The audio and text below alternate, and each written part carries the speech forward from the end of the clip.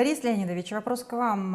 Думаю, что вы согласитесь с тем, что Казахстан на протяжении всего периода независимости наступает на те же грабли, что и Россия, только с некоторыми нюансами. Это принятие либеральной повестки у вас, Чубайс у нас Аблязов.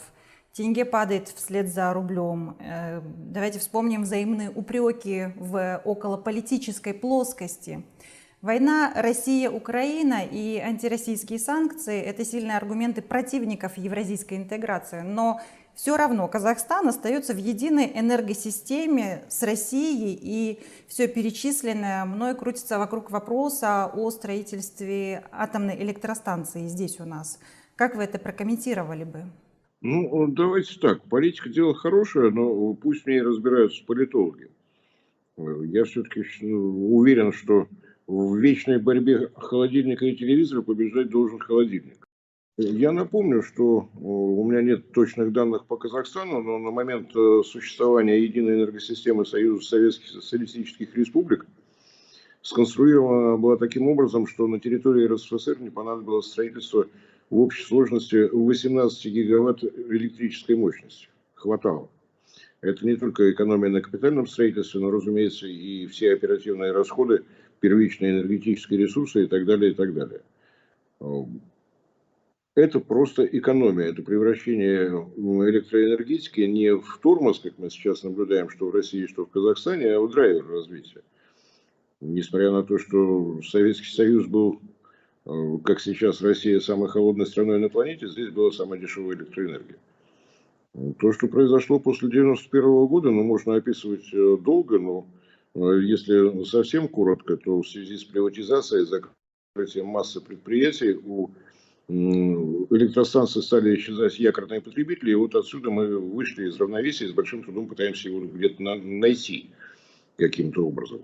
Причем, если у кого-то есть мысли, что эта проблема только в Казахстане, я напомню, что та же самая компания Интеррао, это государственная компания, монополист по экспорту и импорту электроэнергии, как в России устроено, одновременно с теми проблемами, которые возникли у Казахстана, совершенно четко обозначила проблемы, которые возникли у России. Просьба раздалась в адрес Азербайджана и Грузии зарезервировать по 300 мегаватт мощности на отопительный зимний период на случай аварийных ситуаций. То есть мы как были близнецы-братья, так и остались. Если говорить о полном восстановлении того, что удалось сформировать в 1990 году, объединенную водно-энергетическую систему Средней Азии, то и тогда вот эта проблема связи севера Казахстана с его же югом решить не успели. На тот момент, по-моему, была вообще одна линия электропередач на 500 киловольт и все. Остальное уже после 91-го достраивалось. Как эту проблему решать? На мой взгляд, надо не только думать о атомной электростанции, потому что это все-таки процесс не быстрый. Здесь начинать придется с приведения в порядок законодательства по требованию МАГАТЭ по договору о нераспространении и так далее. В России неожиданно вспомнили о том, что есть еще и такое чудо техники, как линия постоянного напряжения, постоянного тока. Сейчас в новой генеральной схеме размещения объектов генерации рассматривается переброска именно за счет таких линий электропередач электроэнергии в московский регион от одной из наших атомных электростанций. Первые эксперименты, первый натурный опыт – это как раз Экибастуз. Планировался плюс-минус, по-моему, 1000 киловольт линия постоянного тока в наши сибирские регионы. Завершить не успели, но в любом случае строительство вот такой линии постоянного тока это немножечко быстрее, чем строительство атомной электростанции. Может быть, есть резон задуматься всем вместе, поскольку раз уж Россия вспомнила о том, что вот такой способ решения проблемы переброски крупных объемов электроэнергии имеется, и, разумеется, придется восстанавливать все, что было наработано в этом отношении, может быть, объединить усилия. На мой взгляд, Казахстан это тоже весьма и весьма объективно. А общими силами, может быть, быстрее справимся. И это дает возможность не говорить о политике, а думать не о телевизоре, а о холодильнике. И Казахстану, и России вот такая технология нужна. И, может быть, действительно попробовать начать с нее, потому что это просто выгодно и не настолько капиталоемко, не требует такого большого времени, как строительство атомной электростанции. Причем одно другого не отрицает ни в коем случае. Петр Владимирович, наше правительство утвердило инфраструктурный план развития до 2029 года, а сейчас еще на публичное обсуждение вынесен национальный проект по той же самой инфраструктуре, и там в том числе говорится об обновлении изношенных мощностей. Получается, что в теории мы уже все проблемы решили, знаем как, по крайней мере, это сделать. Действительно, недавно правительство утвердило инфраструктурный план до 2029 года, и сейчас в дополнение готовится план по модернизации имеющегося. Значит, вот первое – это насчет новых мощностей. Вот. В новые мощности по плану надо вложить, ну давайте я в рубли, сначала в тенге, а потом в рубли грубо. Это где-то чуть больше 40 триллионов наших, ну получается русских сколько там, 20 с лишним, да? Нет, это надо на 5 делить, значит 40, это где-то в районе 10 что ли триллионов. Ну, порядка 10, да. Да, вот. И предполагается, что все эти деньги будут вложены за счет коммерческого инвестирования, ну, в основном, между нами говоря, иностранного. Вот. И, следовательно, надо будет не только эти триллионы отдавать через тариф, но еще и все прибыли этих инвесторов и банков-кредиторов. Вот. Очень благоразумно не показан тариф, который из этого вытечет. Потому что если его посчитать, то все упадут в обморок и лавочку придется просто закрывать. А другого способа инвестирования пока нет. Вот. То есть нам надо выучить нынешнее энергетическое и финансовое начальство, что вообще тариф инфраструктуры и прежде всего электроэнергетики должен обеспечивать нормальную эксплуатацию этой энергетики.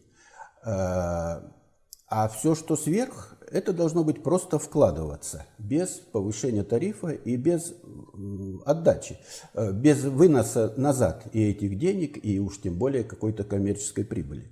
Вот так должно быть, так во всяком случае создавалась наша энергетика. А если кто-то из нынешних финансистов говорит, что у нас нет на это ресурсов, то надо просто им объяснить, что без этого дальнейшее существование государства просто невозможно. Теперь, что касается технического наполнения. Там вообще страшно интересно. Вот, Борис Леонидович, смотрите, вы это, наверное, не от меня узнаете. Значит, в этом инфраструктурном плане действительно сидит линия постоянного тока сверхвысокого напряжения от севера до юга. Сидит.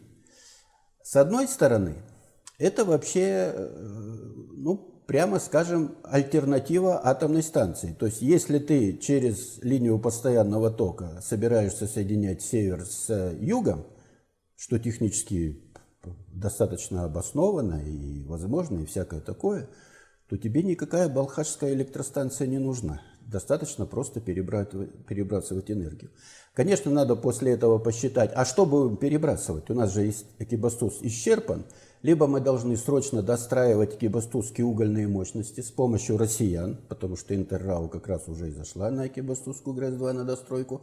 Либо мы тогда вообще должны садиться на все оставшиеся 1000 лет на постоянную подпитку от российской энергетики. Там атомными станциями они нас будут снабжать или другими. Ну, короче, вот линия постоянного тока, и Казахстан вечно сидит на этом подсосе.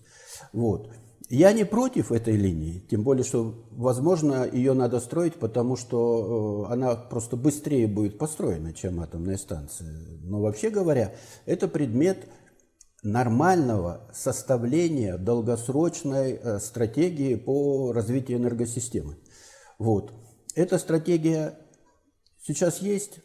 Так, слушайте, небольшая группа чиновников, распределенных вообще по разным структурам, вот КИГОК, высоковольтные сети, они свою какую-то там картину рисуют, в том числе вот эта вот линия высокого постоянного тока. Самрук Энерго какую-то свою рисует картину. Вот. И все это очень плохо складывается. Вот просто очень плохо складывается. Конечно, такая линия постоянного тока не помешает, но это клади добрых еще десяток тенге сверху на тариф. Или 2 рубля сверху на тариф. Мы, например, строим, вот сейчас уже приступаем к строительству линии от северной зоны, конкретно вот от этой подстанции Юг-Агресс, до нашего запада, до Атырау. Громадная линия, больше 1000 километров. Это еще я прикидывал где-то около 3 тенге на всю стоимость электроэнергии в Казахстане. Нужна она? Ну, не помешает. Если она будет, хуже не будет. Но стоит ли тратить на нее деньги, коль скоро больших перетоков ни с запада в центр, ни с центра в запад не будет. И по пути, там пустыня, там тоже никаких потребителей не будет. То есть это вообще не столько электрика, на мой взгляд, сколько понты. Вот тогда мы отчитаемся, что запад Казахстана, он теперь уже не с Россией, а он уже теперь наш родной. Ну, может быть, за это тоже стоит, на это тоже стоит деньги тратить. Но вообще говоря, специалисты должны считать, вести постоянно действующий накопительный план развития электроэнергетики в части генерации, в части передающих мощностей, по каждому новому обстоятельству обсчитывать варианты, выявлять лучший, нести к начальству на утверждение. А сегодня у нас есть инфраструктурный план, который, ну, вообще, это просто фэнтези. Вот если реально, это фэнтези. И мы уперлись в то, что мы не знаем просто как развивать. И пытаемся осуществлять развитие теми же методами, которыми до сих пор просто эксплуатировали приобретенное наследство. Но здесь же в национальном инфраструктурном плане Республики Казахстан до 2029 года вторым пунктом значится улучшение внешней и межрегиональной связанности. Понятно, что какие-то меры нужно принимать и принимать срочно, но вот вопрос, это наш казахстанский ГОЭЛРО или все-таки это евразийский ГОЭЛРО? Хотелось бы услышать ваше мнение. Ну вот как раз вот эти слова насчет внешней и межрегиональной связанности, вот я их произнес. То есть межрегионально это вот постоянный ток север-юг, и это 500-ка от центра до запада. Вот. Еще раз повторяю, спорные по необходимости. Может быть да, может быть нет, никто не считал, не сравнивал варианты, это просто нарисовали. Что касается межгосударственных внешних связей, тут страшно интересный вопрос. Давайте Бориса Леонидовича попытаем. Как все-таки Россию связать с Центральной Азией, потому что это же не только наш вопрос, который мы должны решать внутри себя Казахстана. Это вообще по-хорошему должна быть некая проектная группа, которая предложит всему политическому начальству оптимальные точки вложения средств. Там, Камбарату, там, скажем, в Киргизии, или Рагунскую ТЭЦ в Таджикистане, или какие-то другие дела. Но вообще каждый в своем кусочке, он просто не решит правильно проблему и будет лишняя трата денег. Борис Леонидович, хотелось бы услышать ваш ответ на этот вопрос. Я только дополню такой нюанс. Государства действительно разные, но энергосистема одна. Ну, давайте так. Государства у нас разные, болезни у нас абсолютно одинаковые.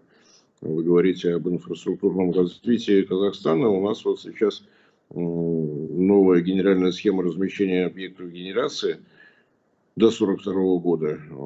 По нынешним ценам ее вес порядка 42 триллионов рублей. Не хватает 39. Мы пытаемся доказать, что у нас границы, и мы каждый из нас самостоятельно, но почему-то проблемы вырастают абсолютно одинаковые.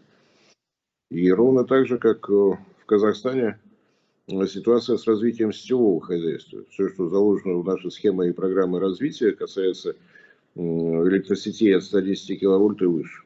А простите, что с конечными потребителями, за чей счет? Заготовка, которую сумело протащить Министерство энергетики России, это так называемая системная территориальная сетевая организация, У нас сначала возникло около 3000 территориальных сетевых организаций, вот та самая реформа РАО ЕС. А потом выяснилось, что большая часть из них просто собирают деньги с населения, неизвестно куда их выводят, ничего не обновляя, не дополняя. Теперь мы их соединили. Название красивое, системный территориально-сетевой оператор. По сути, это Горэнерго и Облэнерго. Но эти названия использовать нельзя, мы же в капитализме, поэтому мы придумали системного территориального сетевого оператора. Больше того, заготовка была настолько удачно сделана, ну, вы помните, кто у нас работал министром энергетики, он немножко про нее что-то понимал. Сейчас заговорили о создании такого же аналога системных территориальных сетевых организаций по обеспечению тепловой энергии. То есть сначала надо все сломать, потом начинать думать, как собрать вот эти разбросанные игрушки. Так что здесь решение, на мой взгляд, индивидуально, если каждая страна опять будет принимать, мы опять будем толкаться на одном месте.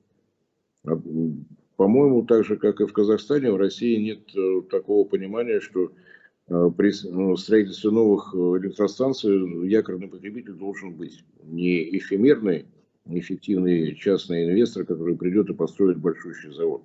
Он может прийти, может не прийти. Если уж мы хотим до конца быть капиталистами, ну давайте планировать все-таки строительство за государственный счет с дальнейшей приватизацией. Вот если очень хочется остаться в рамках капитализма, давайте вот так. Но без якорного потребителя, который возьмет на себя хотя бы процентов 30 вырабатываемой электроэнергии, новые электростанции строить просто бессмысленно.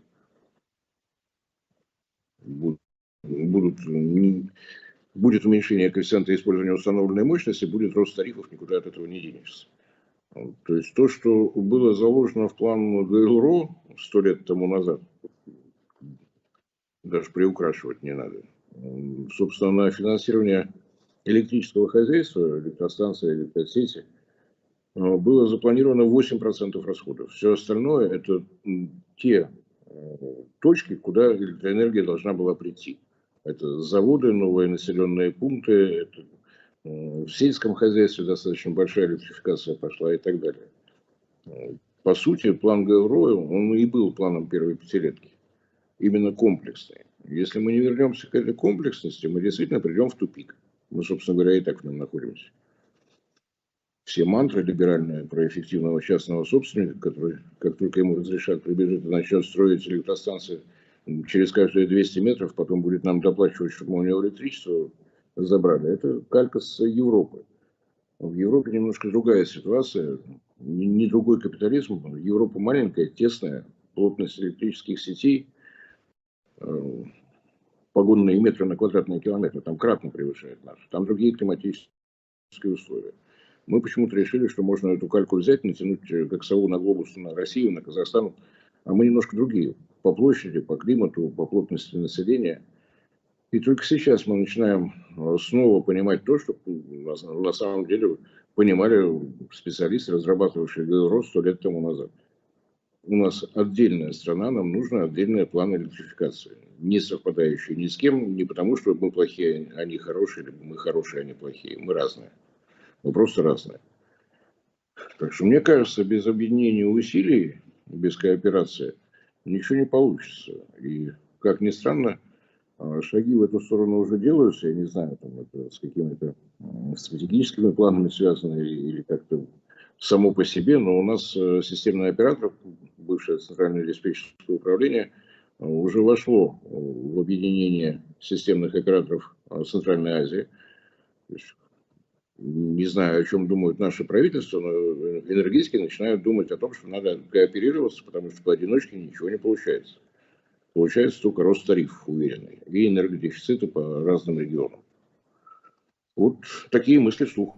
Можно я задам сейчас вопрос, как не энергетик, и попрошу Бориса Леонидовича прокомментировать. Насколько я понимаю, руководствуясь не моими знаниями в энергетической отрасли, а все-таки здравым смыслом, пусть та же самая зеленая энергетика должна применяться там, где она экономически обоснована, ее применение целесообразно. Ну, какие-то отдаленные районы, там, где ветер, солнце в достаточном количестве, а протянуть туда электросети или построить какую-то электрическую станцию наиболее сложный, трудоемкий и ресурсозатратный процесс. Ну, то есть выгоднее, если так, то почему бы и нет. Но это должна быть все равно единая система, живой организм.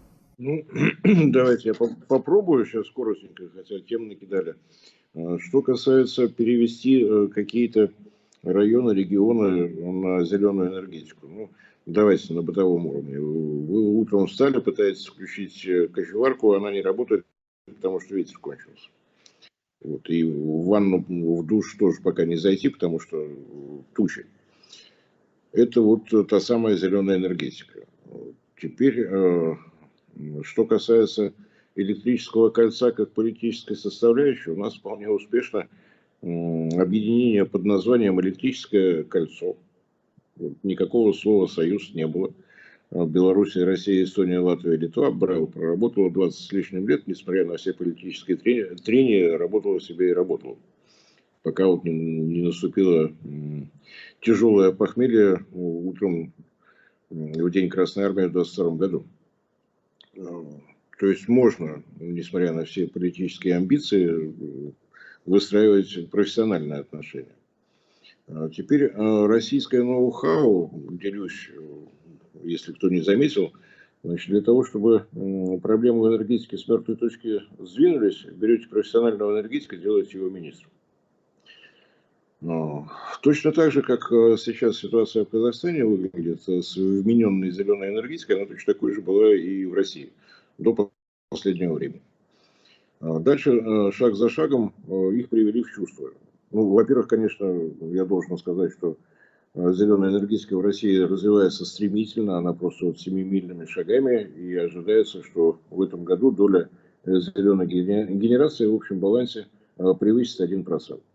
Вот. Мы стремительно развиваемся, мы жить без нее не можем на самом деле. Первый шаг был то, что ограничение по выработке распространяется на все электростанции вне зависимости от типа. То есть вот тот самый вариант, когда системный оператор решает, что да, солнце и ветер это хорошо, но столько электроэнергии не надо, поэтому отключайте. Прошло, скушали. С мая этого года при проведении любых тендеров на строительство зеленой генерации это должно быть согласовано с системным оператором. Здесь прекрасная инсоляция, замечательная роза ветров, но здесь электростанция вот такого типа просто не нужна, потому что балансировать ее нечем. Это был второй шаг, и, по-моему, этого вполне достаточно. Есть возможность балансировки, стройте. Нет, на нет суда нет. Можете планировать за свои деньги строительство гидроаккумулирующих электростанций, тогда, пожалуйста, тогда мы вас полюбим. То, что к этому надо подходить осмысленно, ну, во-первых, у нас, слава богу, есть замечательный пример той самой Европы, за которой можно внимательно наблюдать, что там происходит. Попытка отказаться от традиционной генерации и перевести все на ветер. Вот, только в прошлом году, в начале этого, включились профессиональные энергетики Европы. Выясняется, что для балансировки только за счет возобновляемой энергетики нужно развивать сети. Ну, грубо говоря, вот в Испании солнце, в Финляндии тучи, значит, электроэнергию надо перебрасывать из Испании в Финляндию. В Финляндии ветра, в Испании нет, перебрасываем в обратном направлении. По оценкам Ассоциации компаний операторов энергосистем Европы, НСЭ, для того, чтобы выполнить те пожелания, которые Еврокомиссия придумала, вот если замереть сейчас, не строить больше новых ветряков и солнечных панелей, то для балансировки, для того, чтобы создать вот такую сеть, требуется порядка 2 триллионов евро. Вот. Те математические модели, которые выстраивал системный оператор России, показывают, что до 12% климатически зависимой генерации, вот так корректно назовем это дело, объединенная энергосистема выдерживает. После 12% расходы на инвестиции на строительство новых и новых сетей растут по экспоненте, уходят куда-то в бесконечность. Поэтому, если говорить о зеленой генерации, ну, в России, я надеюсь, это будет использоваться в технологически изолированных регионах. У нас сейчас на территории Якутии работает уже больше 3 десятков солнечно-дизельных электростанций. Они окупаются, потому что любой украденный у Солнца киловатт-час – это непривезенная бочка дизельного топлива с северным завозом. Росгидро вот так пересчитывает. Мы потратили меньше денег, значит, мы уже в прибыли. Но может себе такое позволить Казахстан? Ну, мне сказать сложно. У вас, по-моему, арктических районов не наблюдается. Ну, да, в степи ветер хороший, но для того, чтобы балансировать все эти электростанции, понадобятся сети, очень много сетей. Зачем вот это делать без какого-то анализа, сказать сложно. То, что ЕАЭС во многом жила за счет прошлого, за счет той самой единой энергосистемы Советского Союза, это чистая правда. То, что это было выгодно, тоже чистая правда. В противном случае Восточная Европа не просилась бы к участию в нашей единой энергосистеме, просто видно, слишком очевидная экономия. Экономия в России – это часовые пояса, возможность размазывать пики потребления утренние и вечерние. Если восстанавливать систему энергокольца Центральной Азии, то это еще и полугодовые колебания тоже можно убрать.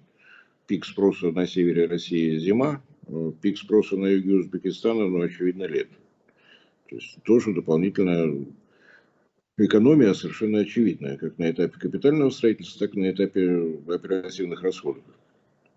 Но то, что это нужно и можно делать только сообща, только общими усилиями, назвать это, ну, если все боятся слова план, ну, давайте там назовем какой-нибудь стратегией. Вот, стратегия электрокольца. Вот, все. Я убрал слово союз, убрал слово план. Образование я получал в советское время, поэтому по демагогии, то есть по всевозможным вот этим научным коммунизмом и прочему, у меня твердая пятерка, если надо что-нибудь сочинить, запросто. Никакого союзного государства, никакого союзного планирования, стратегия развития электрокольца. Между строк все умеют хорошо читать, бывшие советские, очень даже годится. Либералы вряд ли такое одолеют, там мозговой аппарат облегченного образца, слава богу. Вот. А если говорить серьезно, то еще в середине десятых годов было предложение от Владимира Путина, которое так толком никто и не услышал, кроме Казахстана, кстати, о создании Большого Азиатского энергокольца. Владимира Владимировича не услышали. Тут и политические проблемы были и прочее. Казахстан предложил, то есть изначально это было от Сибири до через Китай, через обе Кореи в Японию. Казахстан включился довольно быстро, там буквально несколько месяцев прошло, и Казахстан предложил на Запад вот эту часть кольца еще оттянуть, захватить пару часовых поясов, присоединить возможности, которые есть у Экибастуза. Но это все как-то ушло в никуда. На день сегодняшний мы можем говорить ведь не только о Евразиатском экономическом союзе, но еще и такой организации, как ШОС. Потому что в ШОС благополучно вошел Иран, а это, соответственно, вокруг Каспийского моря можно уже кольцо выстраивать. Афганистан числится наблюдателем, но это не самая большая проблема. Главное, чтобы они наблюдателями были спокойными. Вот так сидели бы спокойно и наблюдали. Они не изображали там не весь чего, из-за чего все пока их, кроме Казахстана, опять же, нынешнее правительство пока никто легитимизировать не пытается. Ну, вроде в России тоже подвижки пошли. Может быть, вот этот проект надо просчитывать, потому что он дает еще большую экономию. Ведь поднимать уровень жизни населения можно по-разному. Можно стараться увеличивать зарплату, а можно стараться уменьшить расходы. Если мы меньше платим за коммунальные расходы, у нас в кошельке что-то остается, а что с этим делать, мы сами решим. Может быть, вот об этом способе нужно вспомнить. Но то, что эту тему надо поднимать, ну хотя бы просто в силу того, что проблемы одни и те же. Стареет парк электростанций, износ, амортизация всего, что связано с подстанциями, с линиями электропередач. Мы еще умудрились и стандартизацию растерять. То есть теперь нам помогать друг другу с электросетевым оборудованием надо сначала привести в единое какое-то поле все стандарты, потому что в России вот с тем самым мотивом мы продадим углеводороды и нам все привезут. Ну, привезли. Вот здесь немецкая, здесь американская, тут французская. Я не думаю, что в Казахстане уж сильно отличается. Наверное, еще влияние Китая сказывается. Но наверняка у вас те же самые и Siemens, и АББ, и General Electric. Все это надо приводить в порядок. То есть поле не паханое, работы огромное количество, но ее надо делать.